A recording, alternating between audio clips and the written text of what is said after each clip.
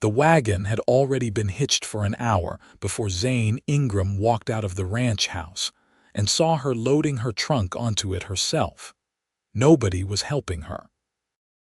The hands had scattered like startled birds, none of them willing to be the one to carry her bags, not after what had happened the night before. The morning sky was the color of a bruise, purple and yellow at the edges, and the dust around her boots rose in small, indignant clouds as she shoved the heavy trunk with both hands. Zane stood on the porch steps and felt something in his chest come apart. He had been a man who did not feel things quickly or easily. He had buried a wife. He had buried a father. He had stood over 1,000 acres of drought-cracked earth and not cried. But watching Tessa Elliot wrestle her trunk onto that wagon bed in the gray morning light, he felt something crack open inside him that he was not sure he could close again. "Tessa," he said. She did not look up. "Tessa, stop. I am leaving, Mr. Ingram." Her voice was flat and hard, the way iron gets when it has been heated and cooled too many times. "My season is done. We made an agreement and the season is done. You have no reason to stop me. I have every reason." He crossed the yard toward her. The gravel crunched under his boots. "I have 100 reasons, and you know it." She finally looked at him then, and he almost wished she had not. Her eyes were red at the rims, not from crying. Tessa Elliot did not cry in front of people, but from not sleeping. From spending the night lying awake in the small room off the kitchen, staring at the ceiling and making a decision she did not want to make. "What you said last night," she started. "What I said last night was the truth. What you said last night was not something I asked you to say." She turned back to the trunk. "I came here to cook. I cooked. I fed 30 men 3 meals a day for 4 months, and I did it well, and I have been paid fairly, and now I am going. And if I told you that if you get on that wagon, I will never recover from it." She stopped moving. The wind came across the flats and lifted the loose strands of dark hair around her face. "That," she said very quietly, "is not fair. I know it. You cannot say things like that and expect them to be without consequence. I know that too." She turned around and looked at him fully, and the morning light fell between them like something that could be crossed or not crossed, and everything that had brought them to this moment seemed to press in from all sides, heavy and real and terrible and true. This is where it had begun, 4 months before, on a morning nothing like this one. It had been June, the beginning of the driving season, and the Ingram Ranch was in the kind of ordered chaos that only cattle operations could produce. The Ingram spread sat in the Powder River country of Wyoming territory, a vast, rolling land of buffalo grass and sage that went on until it became sky. In the year 1882, the cattle business in Wyoming was at the height of its wild prosperity. Men who had come west with nothing had become wealthy in a single decade, and men who had always been wealthy were becoming wealthier, and in between all of that wealth was an enormous amount of work done by men who would never see much of the profit. Zane Ingram was 32 years old, and he had inherited the ranch from his father 6 years before, and had spent those 6 years expanding it, improving it, and being thoroughly lonely inside it. He was not a man who complained about loneliness. He was not certain he had ever named the thing he felt when he sat alone at his table in the evenings and listened to the sounds of the bunkhouse carrying across the yard. But it was there, patient and persistent, like a stone in a boot. His cook had left in May without much notice. Old Pete Harlan had been cooking for the Ingram hands for 11 years, and had finally decided that his back would not survive another season of hauling 100-pound flour sacks, and his joints were not interested in spending another winter in Wyoming. He had gone to live with his daughter in Colorado, and Zane did not begrudge him that, but it left him with 30 hungry men and a cook stove, and no one to stand between them. His foreman, a sharp and practical man named Garrett Holt, had gone to Laramie to find a replacement. Garrett had connections in every town from Cheyenne to Miles City, and he was not the kind of man to come back empty-handed. He had been gone 2 days when the telegram arrived. Found someone. She is good. She is coming Thursday. The word had sat in Zane's mind at an odd angle. Women who cooked for cattle outfits were not unheard of, but they were not common either. The work was brutal, the hours were punishing, and the company was rough. Most women who took the job were older, experienced, indifferent to discomfort, and had seen enough of the world to know that 30 cowboys eating beans and beef were no particular threat to their dignity. Zane had expected someone like that.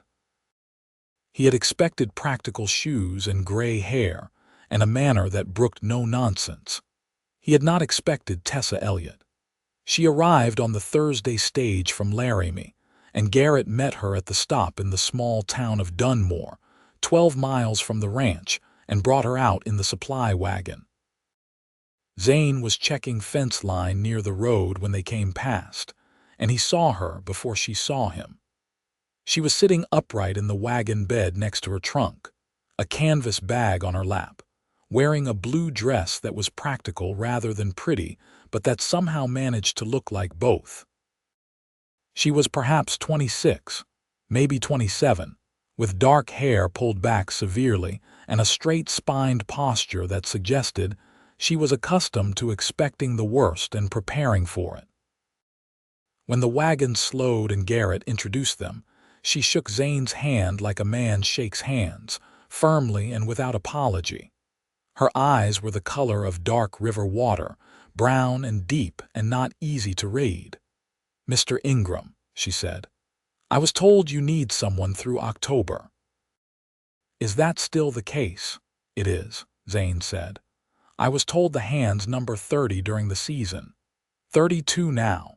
She nodded as though this was a calculation she was already adjusting for. "I will need complete authority over the kitchen and the food stores. I will need a list of any men with particular ailments that affect what they can eat. I will cook 3 meals a day. I will not be asked to do laundry or mending, and I expect Sunday afternoons to myself." Zane found himself almost smiling. Those are considerable terms. They are fair terms. "They are," he agreed. "You'll have all of them." She had nodded then, a single businesslike nod, and that had been that. What Zane had not understood in those first days was what it would mean to have her in the center of the operation. The kitchen in the Ingram ranch house was large and well-stocked, connected to the back of the main house by a wide passage, and it was the functional heart of the place. The hands came through before dawn for their first meal and again at midday when they could and again in the evening when the work was done. The kitchen was where the day began and where it ended, and whoever commanded that space commanded something essential about the rhythm of the entire ranch. Tessa commanded it absolutely. By the end of the first week, the hands were talking about the food in the way men talk about something they cannot believe has happened to them. Zane overheard 2 of them at the fence one afternoon debating at some length whether the beans she had made that morning were superior to the beans she had made on Wednesday, and what she had done differently, and whether it would be appropriate to ask her. She produced meals from ingredients that Pete Harlan had always treated as obstacles. She made bread that rose and did not collapse. She kept the coffee strong and constant. She had a particular thing she did with dried apples and sugar and cinnamon that appeared on Sunday evenings, and that caused grown men to go quiet with a kind of reverent gratitude.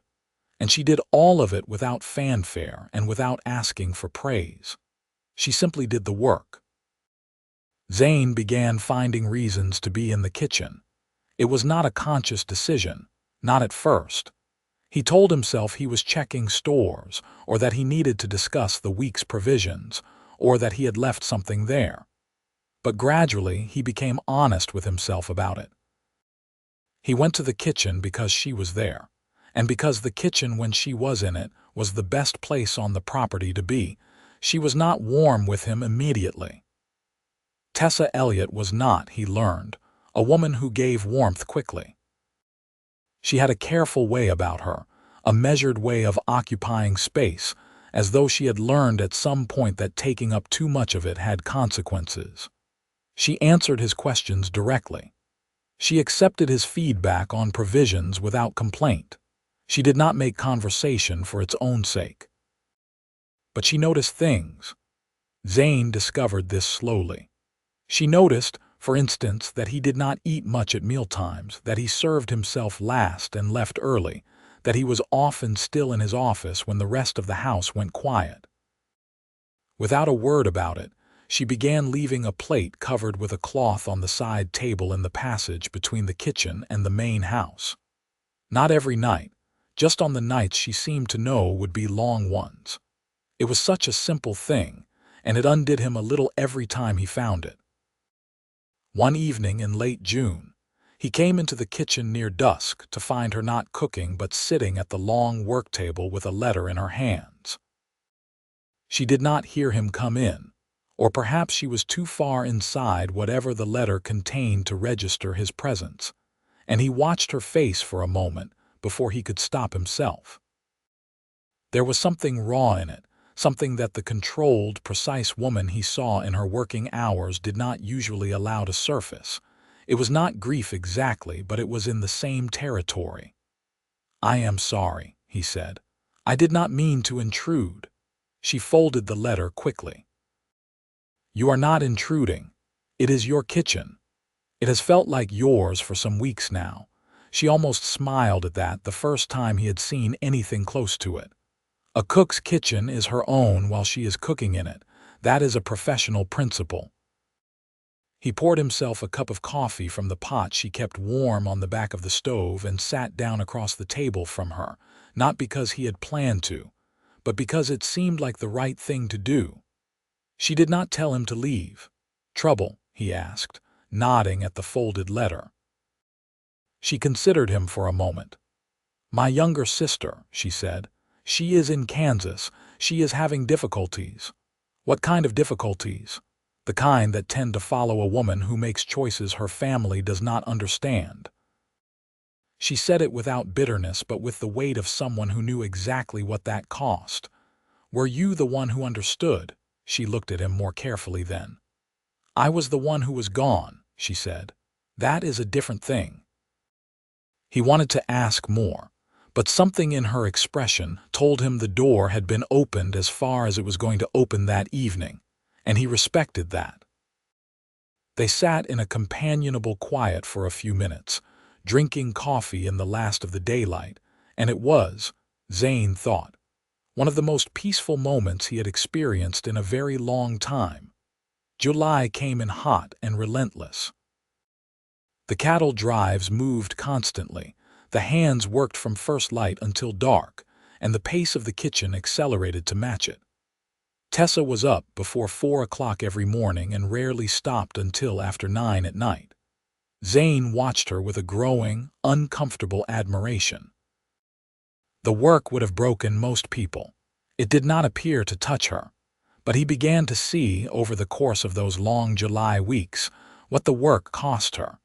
It was in the set of her shoulders in the evenings, in the way she would stand at the back door for a few minutes at the end of the night and look out at the dark flats, in the slight tremble of her hands when she poured coffee for herself at the end of a particularly brutal day.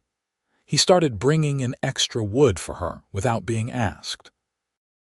He spoke to the hands about respecting the kitchen, and about the fact that any man who made the cook's job harder than it already was would find his own job considerably shorter. The hands who respected Zane's authority complied without complaint. The more vocal among them, in fact, began treating Tessa with a sort of rough, protective gallantry that she accepted with equanimity. There was one hand, a young man named Roy Crane, who was 21 and handsome in a loud, uncomplicated way, who had taken it into his head that Tessa Elliot might be interested in his company. He was not aggressive, but he was persistent, and he lingered in the kitchen past what was necessary and found reasons to brush past her at the stove, and once attempted a compliment about her hair that was awkward and long and not entirely appropriate. Zane saw this and said nothing immediately, because it was not yet his place to say anything. But he watched Tessa's face when Roy did these things, and what he saw was not flattery being received, but rather patience being expended. And there was something under the patience that looked a great deal like old, cold fear. He spoke to Roy privately after that. He kept it short and he kept it civil, but Roy understood him completely, and the lingering in the kitchen stopped. Tessa did not thank him for this because she did not know about it. He did not intend for her to. But a few days later, she made a particular kind of pie that Garrett had once mentioned was Zane's favorite, cherry and brown sugar, and she left it on the side table in the passage without any note, and he thought that perhaps she knew more than she let on. August brought the first real conversation between them. It began because of rain. A summer storm had come in off the mountains 3 days running, and the men who could not work outside were underfoot everywhere, and the tension that built up in men kept from their labor was a peculiar and difficult kind of tension. By the 3rd day, 2 of the hands had gotten into a scuffle over something trivial near the bunkhouse, and Garrett had separated them with characteristic efficiency, but the mood in the house was unsettled. That evening Zane came to the kitchen late and found Tessa baking bread that did not need to be baked, which he had learned was what she did when she needed to do something with her hands. "Rough day," he said, sitting in what had become his usual chair at the work table. "Rough 3 days," she said. She punched the dough with a systematic vigor that conveyed something. Men in close quarters with nothing to do is a particular kind of trouble. "It is. I grew up around it," she said, and then looked slightly surprised that she had said it. "Cowboys?" he asked. "Miners." She was quiet for a moment, working the dough. "My father worked the silver mines in Nevada, camp towns. I cooked in camp kitchens from the time I was 14. She said it plainly as a fact, not as an object of sympathy. "That is where you learned." "I learned from necessity, same as most people." She shaped the loaf and put it in the pan. "My mother died when I was 12. There were 3 of us children. Someone had to feed them." Zane was quiet, absorbing this. It explained a great deal about her, the economy of her movements. The way she never wasted anything. The way she moved through difficulty as though it were simply terrain to be crossed. "What brought you here?" he asked. "Wyoming. The cattle country." She dusted flour from her hands and looked out the window at the rain. "Better wages than the mine camps. More stability than following the boom towns. And the men are generally less inclined toward certain kinds of trouble when they know they will be working beside each other for a whole season." "Generally," Zane said. She almost smiled again. "Generally." "You could be doing something else," he said, and he was aware that he was moving into territory that might be unwelcome. "You are clearly capable of considerably more than cooking." She turned and looked at him with an expression he could not entirely interpret. "Capable is not the same as having options," she said. "Women's options in this country in this time are not what a capable person might wish them to be." "No," he agreed. "They are not." She seemed surprised by this agreement. Most men, he sensed, when confronted with this reality either became defensive or dismissive. He was neither. "My sister," she said after a moment. "The one I mentioned. She married a man from outside her station, a man her father did not approve of. He cut her off. No inheritance, no support, nothing. She is trying to build a life with almost nothing and 2 small children and a husband who works himself half to death for wages that are barely sufficient." "And you send her money," Zane said. It was not a question. He had figured this out weeks ago from small things. The careful way she spent her own funds, the letters that went out at regular intervals. She looked at him sharply. "How did you know that?" "I have been paying attention," he said simply. She held his gaze for a moment longer than she might have intended, and something shifted in her expression, something that was not quite vulnerability but was in the same direction. "Yes," she said. "I send her what I can. The wages you pay are fair and I am grateful for them." "You could have more," he said. "I can increase your wages." "You do not need to do that." "I want to." She was quiet for a moment. "That is very kind." "It is not kindness," he said. "It is what the work is worth." She turned away to tend to the loaves in the oven, and he thought the conversation was over. But after a minute she said, without looking at him, "You are not what I expected when I took this post." "What did you expect?" "Someone who hired a cook and did not think about her further." She said it matter-of-factly, without accusation. And instead, she was quiet for long enough that he thought she might not answer. Then she said, "Someone who keeps showing up." He did not respond to that, and she did not elaborate, and they sat together in the warm kitchen with the rain against the windows and the smell of bread baking, and it was, again, the most peaceable thing he had known in years. September changed things. The cattle drives were winding down, the herds being counted and moved to fall pasture, and the rhythm of the ranch shifted into a lower gear. The long, brutal days of summer began shortening. The evenings cooled enough that people wanted to be indoors.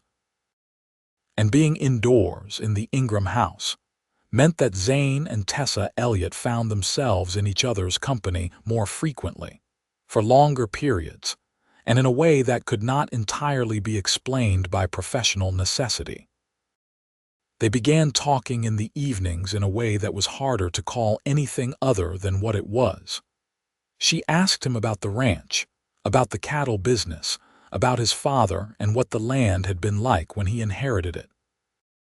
He answered her honestly, which meant admitting that it had been in worse condition than he had pretended, that the first 2 years had been brutal, that there had been a period when he had not been certain he could hold it together. "What kept you from losing it?" she asked one evening. "Stubbornness," he said, "and Garrett, who is better at the practical end of things than I am and knew it before I did." "What about your wife?" she asked, and then stopped herself. "I am sorry, I should not have asked that." "It is all right," he said. "Her name was Catherine. She died in 1878. Fever." He said it the way he said most painful things, directly and without performance. "She was here for 2 years. She was a good woman and I loved her, and the ranch was not what killed her, but it did not help." Tessa was quiet for a moment. "I am sorry. You did not cause it." "That is not why people say they are sorry," she said gently. He looked at her. There was something in her tone that was different from sympathy, something more thoughtful, more careful. "I know," he said. "Thank you."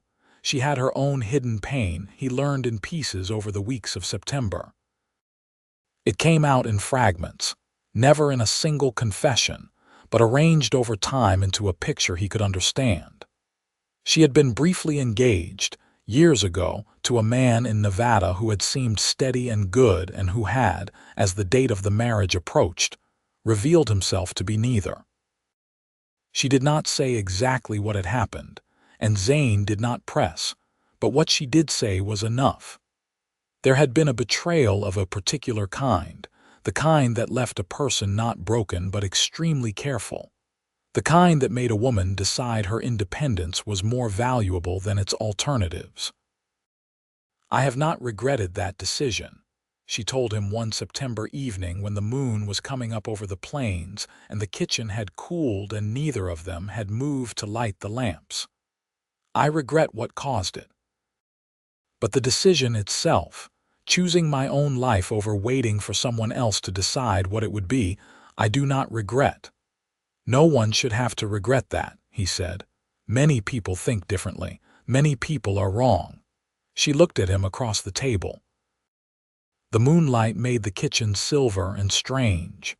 "You say things," she said quietly, "that are so entirely different from what I expect that I do not always know what to do with them." "What do you expect?" "I expect what most men say, that a woman needs to be settled. That independence is fine in its place, but that its place is temporary. That cooking for 30 hands is admirable, but that really what I should be doing is cooking for one man and raising children. Is that not something you want?" She was quiet for a moment. "I have wanted it," she said carefully. "I am not without the wanting, I simply have not been willing to pay any price for it. Some prices are too high." He understood exactly what she meant, and the understanding of it, the precision of it, was one of the things that was making it impossible to think about anything except the fact that in October she was going to leave. He did not say this. Not yet. October approached like a thing he could see coming from a great distance, large and inevitable and closing fast. The season was winding to its close. The supplemental hands began leaving, returning to wherever they went in the off-season. The rhythm of the ranch contracted back to its winter core of a dozen permanent men. The kitchen grew quieter.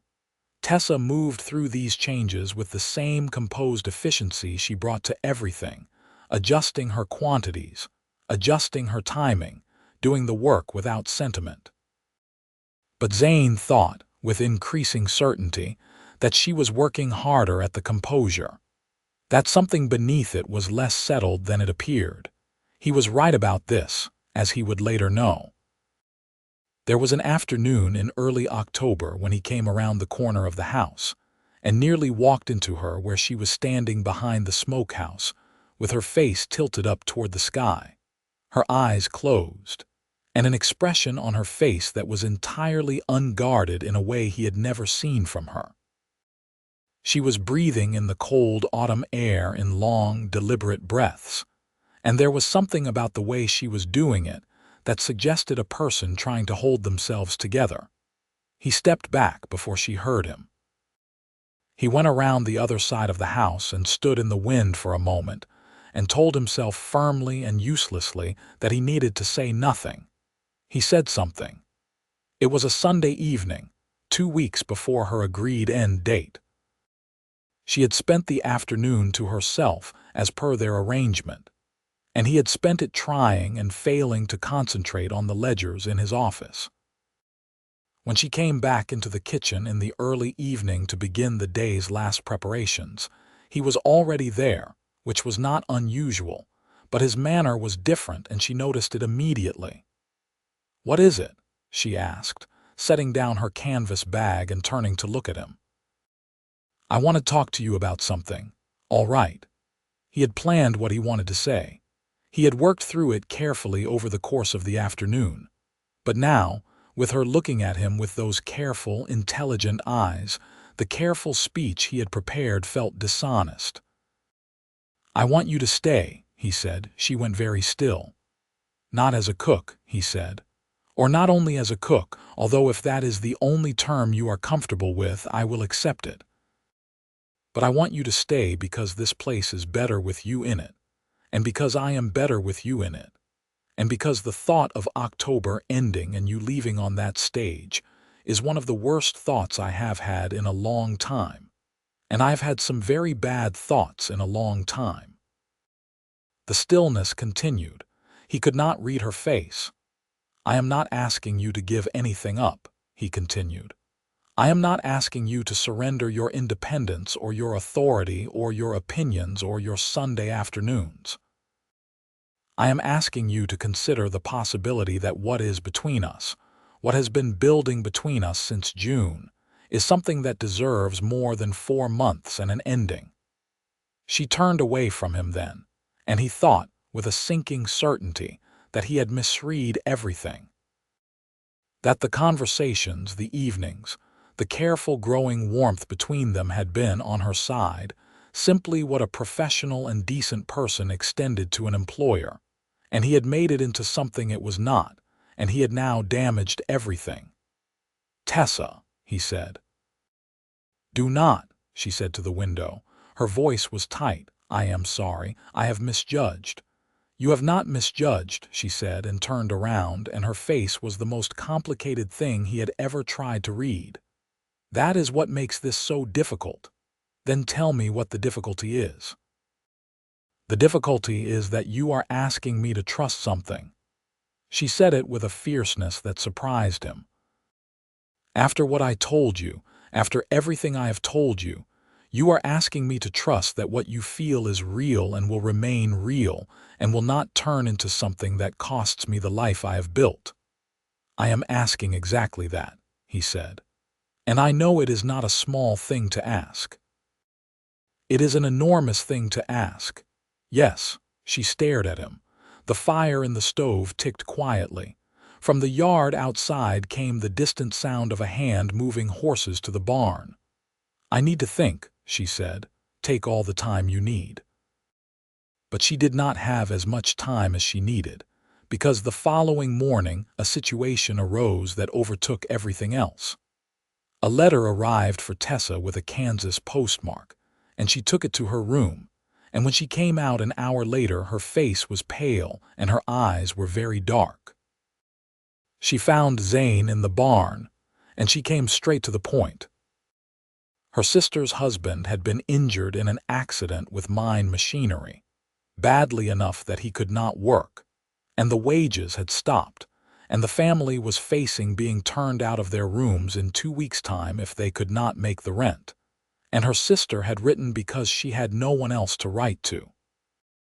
"How much?" Zane asked. She told him. It was not a small sum. "Tessa, I can know," she said, and there was a particular kind of pride in her voice that he recognized. "I will not take money from you." "Then let me offer you extended employment," he said. "Stay through winter.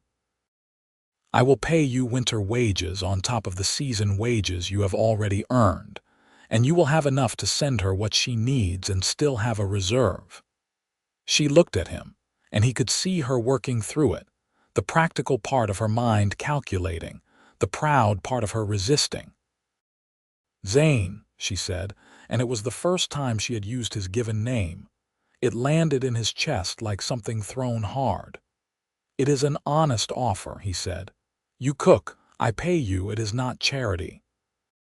She stood there for a long moment in the barn with the smell of hay and horses around them and the cold October light coming through the gaps in the boards, and then she said, "All right. Through winter." "Through winter," he agreed.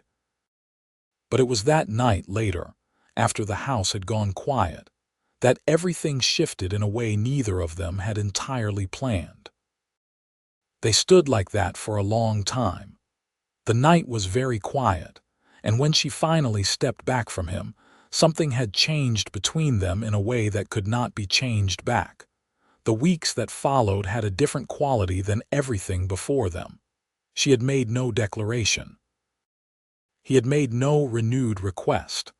But the distance between them that had always been maintained by professional courtesy began, gradually and then entirely, to dissolve. She started calling him by his name.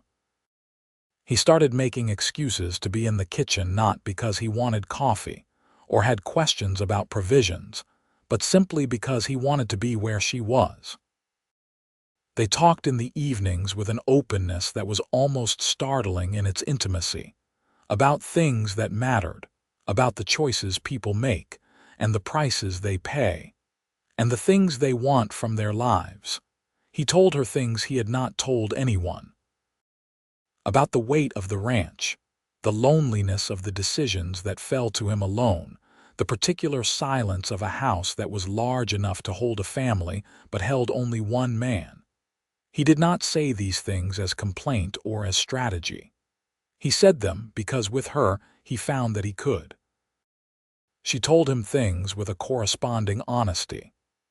About the years in the mining camps, the things she had seen and had to navigate.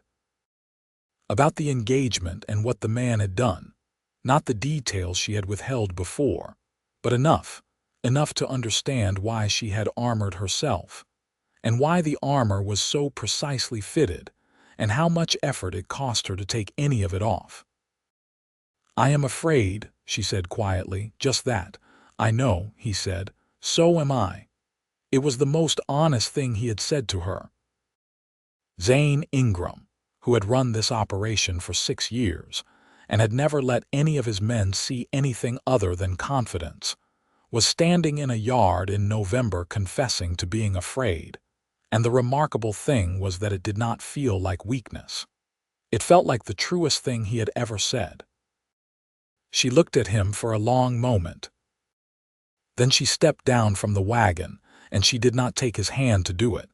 She was not a woman who needed helping down from wagons, but when she was on the ground she was very close to him, and she looked up at him and she said, "Tell me again what you told me in October." He did not pretend not to understand what she meant. "I want you to stay," he said. "Not for the season, not through winter. I want you to stay because this is where you belong and because I will spend whatever time it takes convincing you of that if you will let me." She was quiet. "I love you, Tessa," he said. "I did not plan to, but there it is." She reached up and put her hand against his jaw, just rested it there and looked at him for what felt like a long time. Then she said, "You are going to have to be very patient with me." "I have a great deal of practice being patient." "I am not joking, neither am I." And she kissed him then, on a cold November morning in the yard of the Ingram ranch with the wind coming down from the mountains. And it was nothing like the careful, controlled person she usually was. It was warm and honest and real, and he kept his hands on her face like she was something he did not want to let go of, which she was. November had been good. December had been very good. January brought Garrett Holt riding in from Laramie with a look on his face that Zane recognized as meaning there was news he was not going to like. He was right about that. Garrett had been in Laramie for supplies and had come back with something he had not been sent to get. A story, told to him by a man who had recognized Tessa Elliott's name in conversation. The man's name was Warren Sale, and he was a lawyer of marginal reputation from Reno, Nevada, and he had a client who was looking for Tessa Elliot, looking hard. The client's name was Donovan Farr. The name meant nothing to Zane until he said it to Tessa and watched the color drain from her face. "Where did you hear that name?" she asked. "Garrett brought it from Laramie, a lawyer named Sale." She sat down at the kitchen table as though her legs had stopped working. "Donovan Farr," she said very quietly, "is the man I was engaged to in Nevada." Zane sat down across from her. "Tell me." What came out in the next hour was the full version of the story she had only partially told him before. Donovan Farr was not simply a man who had proven himself to be other than what he seemed. He was a man who had a particular dark history with women. A pattern of engaging himself to women who had something he wanted, money or property, or in Tessa's case, the mineral rights to a piece of land her father had held that Donovan had wanted to use in a business scheme. When she had discovered what he was after and broken the engagement, he had responded badly. Not with violence, but with something in some ways worse. With persistent legal harassment, with claims that she owed him, with a lawyer who was skilled at making things complicated and expensive. She had left Nevada to get away from it. She had gone to Wyoming because it was far and because Donovan Farr had, she had believed, finally found someone else to harry. The letters and the legal pressure had stopped 2 years ago. She had believed it was finished. "It is not finished," Zane said. "No. What does he want? The land is long gone. My father sold it before he died, so whatever he wants now is either spite or something I cannot predict." She said this with a steadiness that did not reach her eyes. "Tessa, please do not tell me this is something you can fix," she said. Her voice had a warning edge in it. "I was not going to tell you that," he said. "I was going to ask you what you want to do." She looked at him as though this was not the sentence she had expected. "I want to be left alone," she said. Then we will need to know what he wants first. You cannot address something invisible. She said. Yes, he said simply. We. She held his gaze for a moment, and there was something in her face that was gratitude, but also fear. The fear of a person who has been alone with their troubles for a long time and does not yet entirely believe that someone else will bear any of the weight. Zane wrote to his own lawyer in Cheyenne the following morning. He also wrote a calm and firm letter to Warren Sale in Laramie, introducing himself and indicating that any matters relating to Miss Tessa Elliot should be communicated through him, and providing his lawyer's information. He did this with Tessa's knowledge and her reluctant approval. Donovan Farr's purpose, as it emerged over the course of 3 weeks of correspondence, was in fact spite dressed up as a legal claim. He was asserting that Tessa had taken certain items of value when she had broken the engagement, items he listed which were, Zane's lawyer confirmed, entirely unprovable and in any case past any reasonable statute. The claim was weak. The lawyer was expensive. The intention was to intimidate. Zane's lawyer dispatched the claim with something that Zane could only describe as efficient contempt. The response was brief and thorough, and contained language that made it clear that pursuit of the matter would be inadvisable. The last letter from Warren Sale came in February, and it contained a retreat. The matter, it said, was considered closed. When Zane gave this news to Tessa, she sat in the kitchen for a long time without speaking. Then she said, "I have been carrying that for 4 years. I know. I thought if I stayed small enough, stayed moving, stayed useful, it would not catch up. Dark pasts have a way of finding people," he said, "but they do not always win." She looked at him across the table. "You spent money on this," she said. "Yes. Without asking me. I asked you before I wrote the first letter. You did not ask me before you hired the lawyer." "No," he said. "I did not." She was quiet for a moment. "I want to be angry about that," she said. "I know. It was my fight." "It was," he said. "And you had been fighting it alone for 4 years, and it was not going anywhere good. You could have asked. You would have said no." "Yes," she admitted. "I would have." He looked at her steadily. "Tessa, I am not trying to remove your agency from you. I am not trying to make decisions that belong to you. But I am also not willing to watch someone I love carry something I have the means to resolve while I do nothing, because I am too careful to act." The word, that short and powerful word, rearranged everything in the room the way it always did when he said it. "You are infuriating," she said. "So I have been told." "You are the most decent person I have ever known," she said then, and it came out rough and surprised, as though she had not meant to say it quite that directly. He held her gaze. "Then stay," he said. "Not out of necessity this time.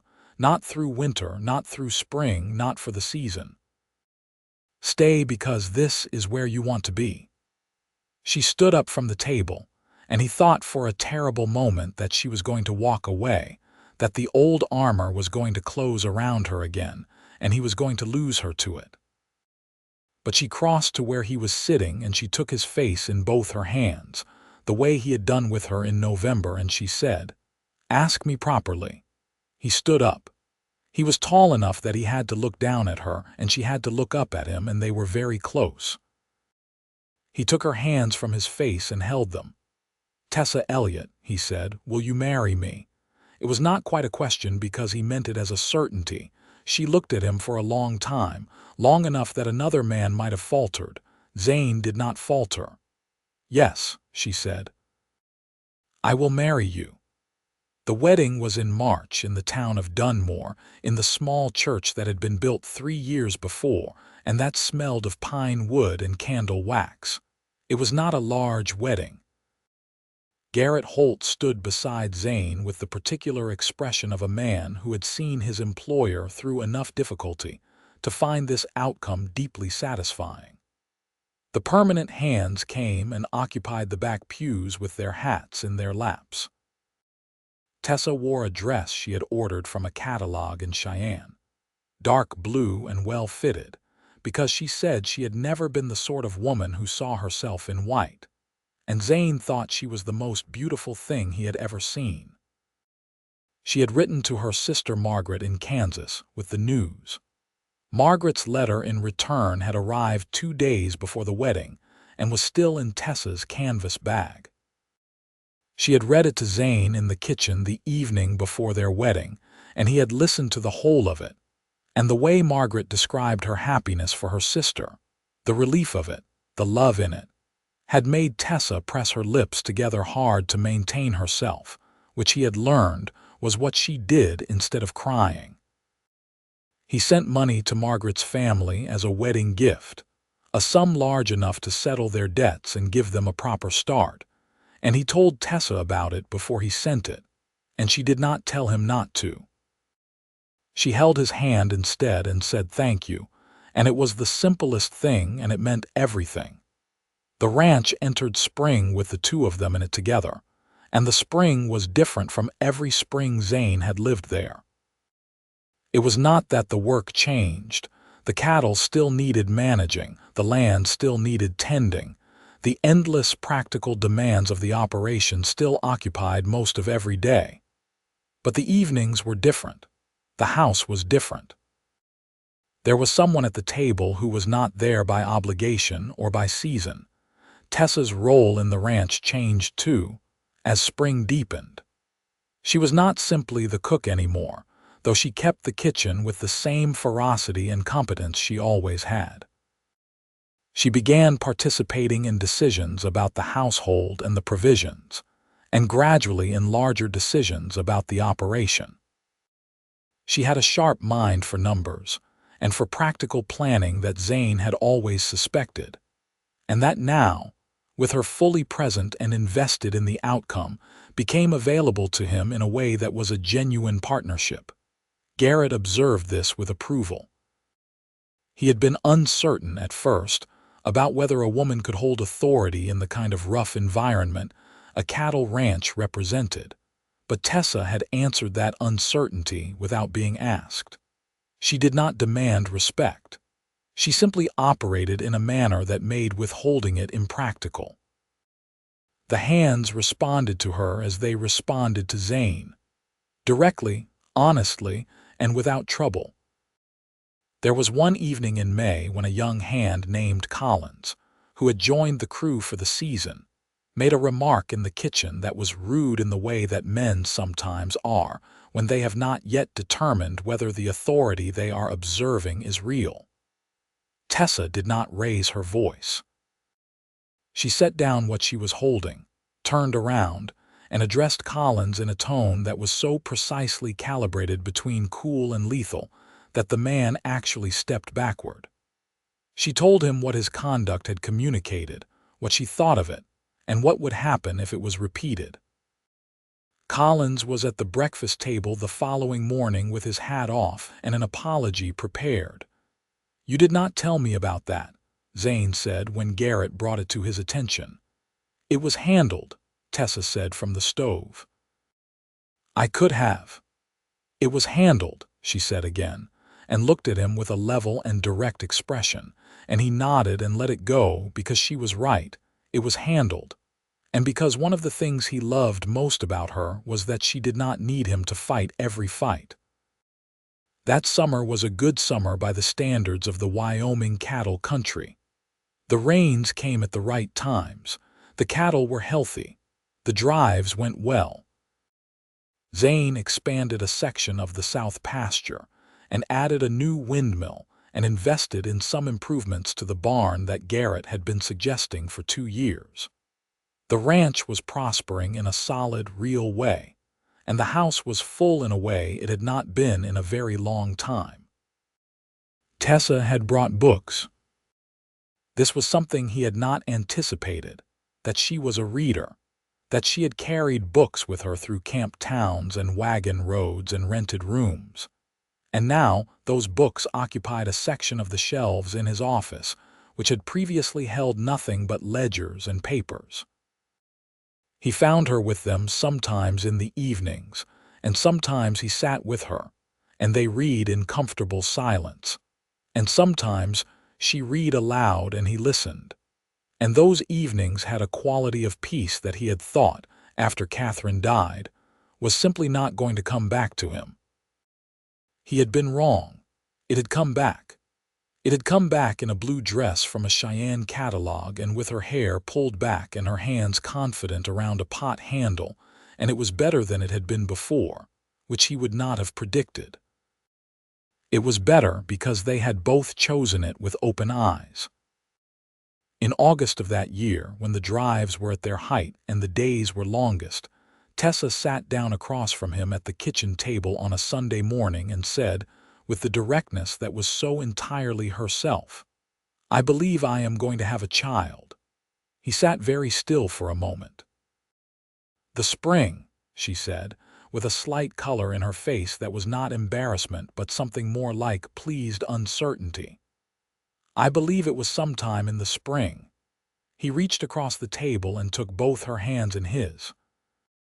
She looked at him with that expression that he knew now, the one that was watchful and hopeful and careful all at once.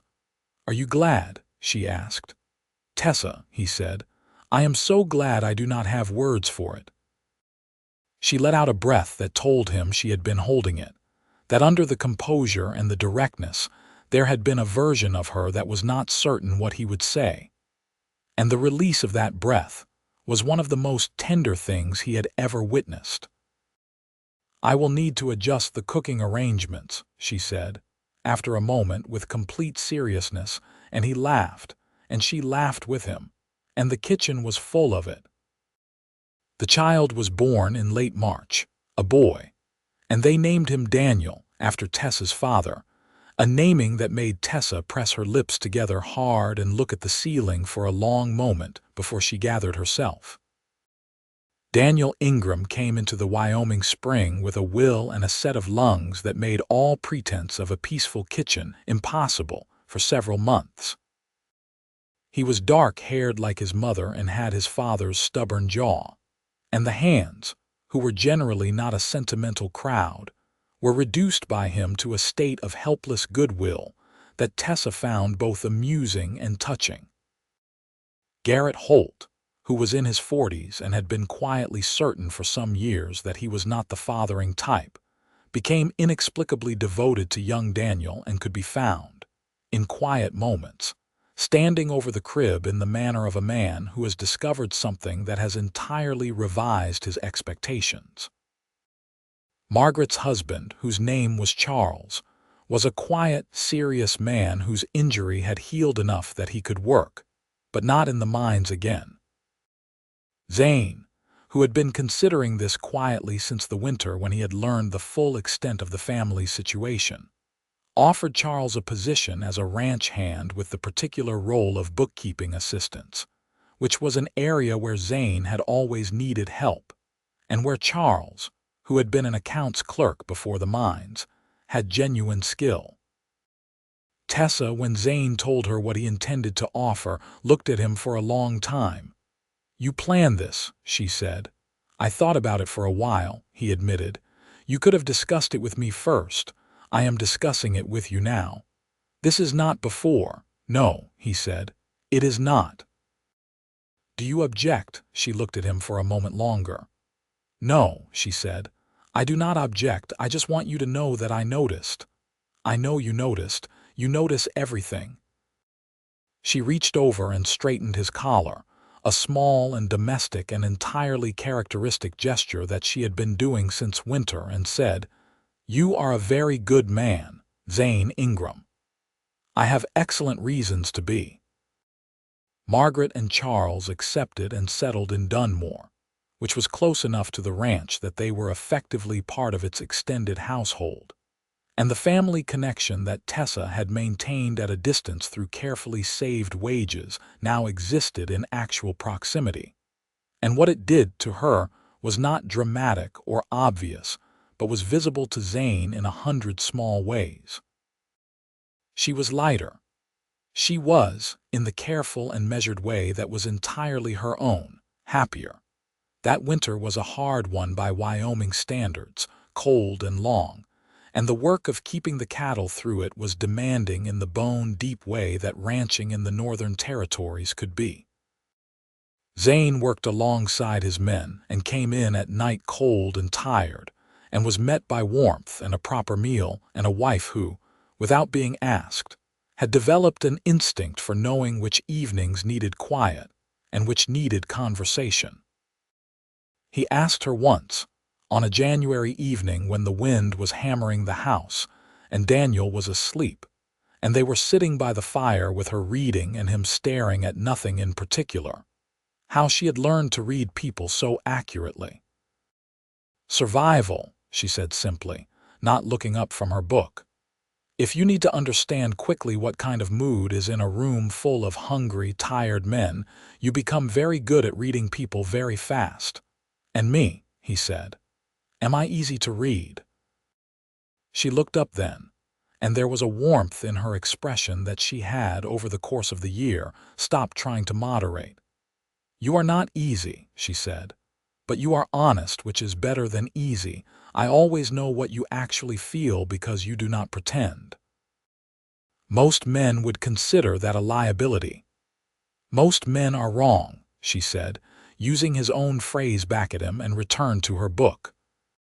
He looked at the fire for a while longer and thought about the wagon that had been hitched in the gray morning, and the trunk she had been loading onto it, and everything that had happened between that moment and this one. And the thought of how easily it might have gone differently was so uncomfortable that he was glad she was not looking at him, because his face was probably doing something undignified. Spring came again. Daniel was talking now, not many words, but emphatically, and had a particular attachment to the dog that Garrett kept and would pursue it across the yard with a focused single-mindedness that suggested he had inherited both his mother's determination and his father's stubbornness in full measure. It was May, warm and long-lit, when Tessa told him there would be a second child. "Also the spring?" he asked. She gave him a look. "Also the spring." This child arrived in November, a girl this time, and they named her Clara, and she had her father's coloring, fair-haired and light-eyed, and Tessa looked at her in those first hours with an expression that contained more pure and unguarded love than Zane had ever seen in any human face. Daniel regarded his sister with the cautious assessment of a serious person encountering an unknown element. After a few days, he reached a conclusion that seemed favorable, and after a few weeks he was found attempting to share a cracker with her in the manner of a host offering provisions, which the family found extremely touching. The ranch grew. The years settled into themselves. The cattle business had its difficulties. The winters and the droughts and the market fluctuations that the 1880s brought with increasing frequency, as the open-range era began showing its first signs of trouble. But the Ingram operation was solid enough and managed well enough to weather what others struggled with.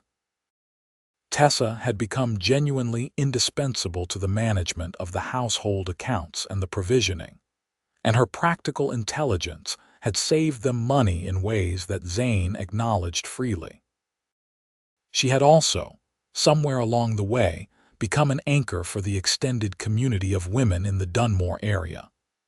There were not many women out there in the Powder River country, and those who were there were often isolated and under-supported in ways that Tessa understood firsthand.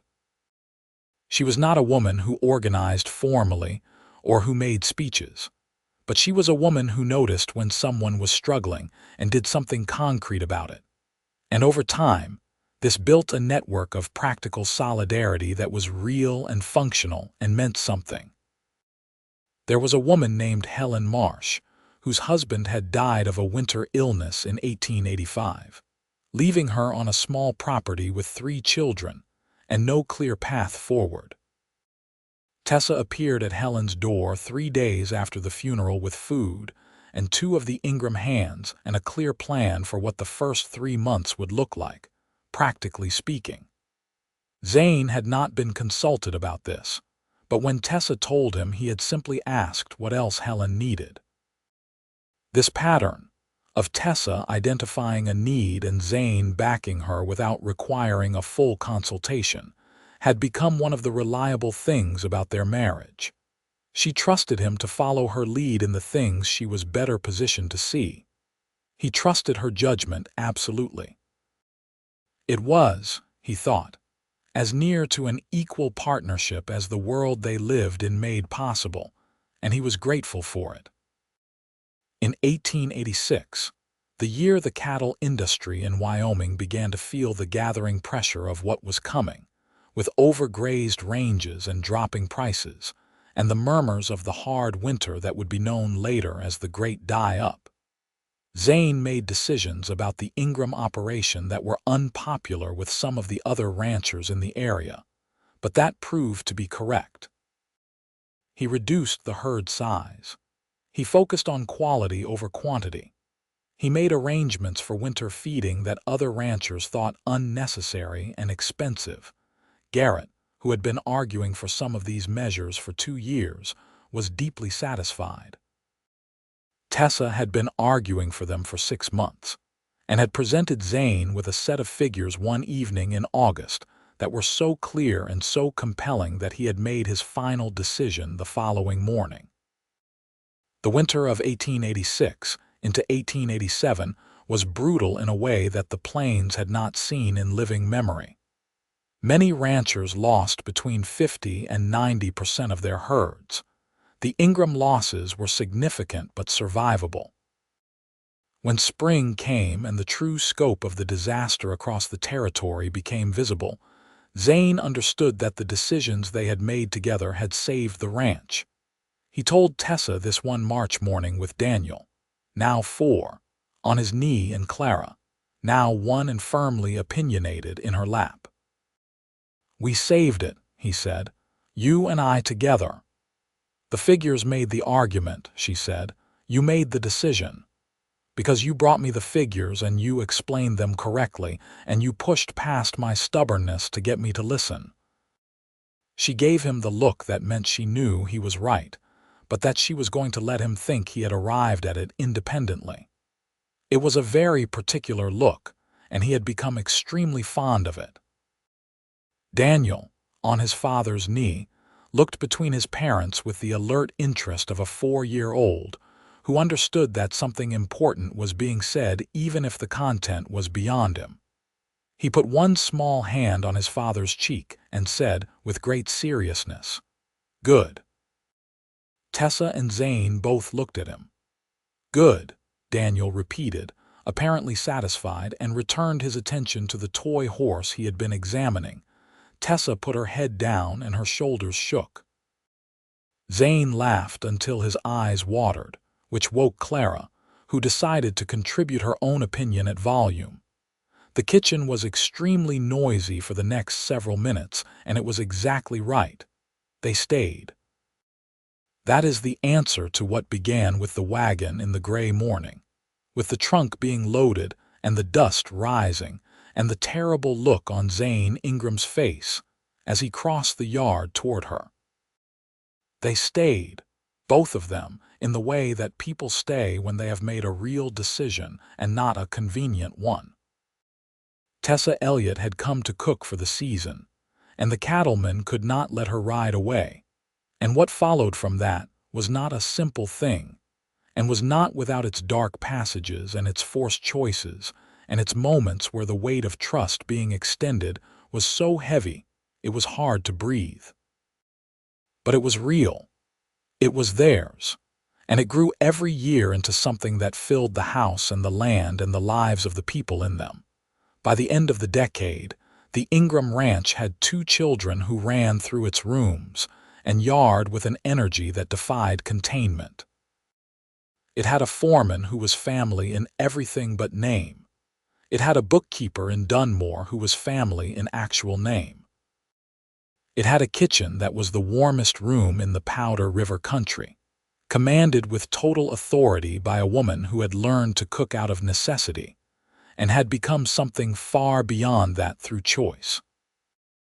And in the evenings, when the work was done and the children were in their beds and the house had settled into its nighttime quiet, Zane and Tessa sat together, sometimes with books and sometimes without, sometimes talking and sometimes not, and the winter cold or the summer warmth or the spring rain came and went around them, and the ranch stood on its land under the Wyoming sky, and they were, in the most complete and honest sense of the word, home.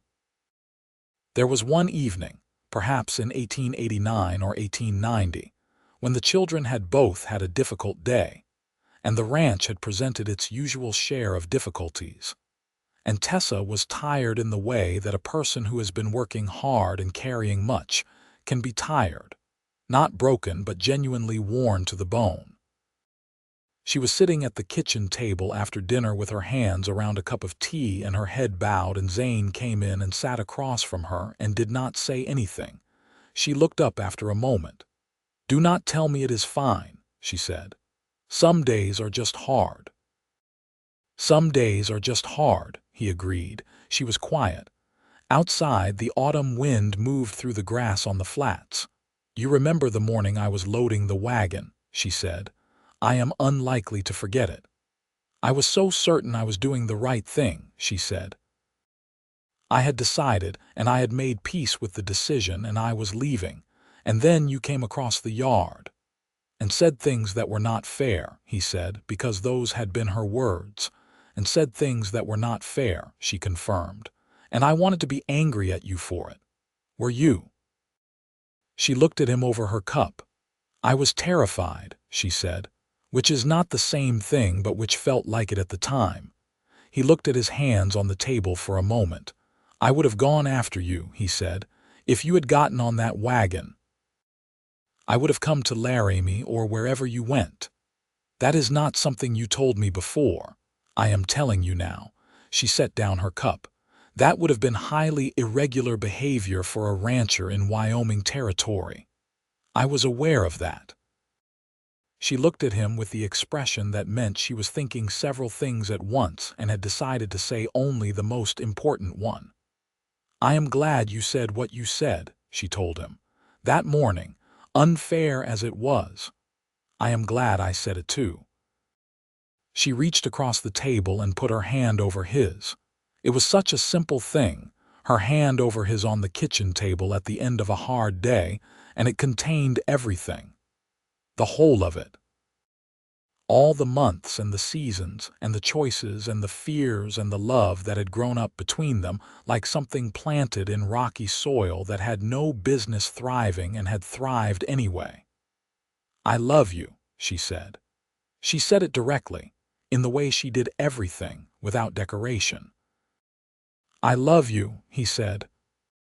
Outside, the Wyoming wind moved through the sage, and the stars were enormous over the plains, and the Ingram ranch stood in the darkness solid and enduring, holding its people inside it.